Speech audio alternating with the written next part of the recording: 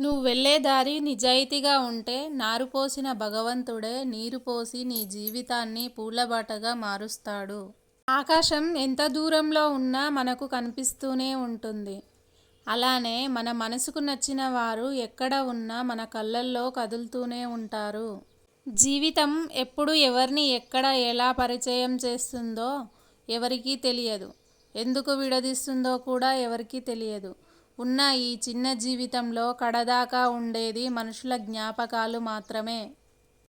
ఎవరి గురించి ఎక్కువగా ఆలోచించకు. అది మనశ్శాంతిని దూరం చేస్తుంది. ఏం జరిగినా అది దైవ నిర్ణయం అని భావించు. మనసు ప్రశాంతంగా ఉంటుంది. ఈ ప్రపంచంలో మనిషి బతకడానికి ఊపిరి మాత్రమే కాదు, నేనున్నా అంటూ భరోసానిచ్చే ఓ మంచి మనసున్న నేస్తం కూడా కావాలి. మంచితనానికి విలువ లేదు అనేది ఎంత నిజమో, మన మంచితనమే మనల్ని కాపాడుతుంది అనేది కూడా అంతే నిజం. అందరితో అన్నీ చెప్పుకోలేం.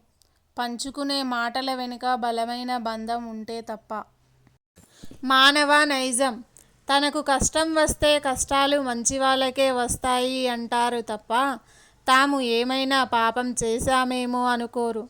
అదే కష్టాలు ఎదుటివారికి వస్తే చేసిన పాపాలు ఊరికే పోతాయా అని అంటారు. తమ కష్టానికి కారణాన్ని తెలుసుకుని ఎదుటివారి కష్టాన్ని సానుభూతితో అర్థం చేసుకునేవారే నిజమైన మనుషులు.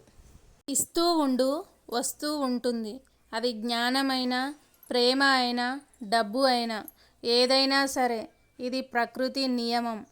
చేతిలోని ధనం, నోటిలోని మాట రెండూ విలువైనవే. వాటిని పొదుపుగా వాడితేనే మనిషికి విలువ. జీవితంలో ఎన్ని ఓటములు ఎదురైనా భయపడకు. అంతకు రెట్టింపు అవకాశాలను భగవంతుడు కల్పిస్తాడు.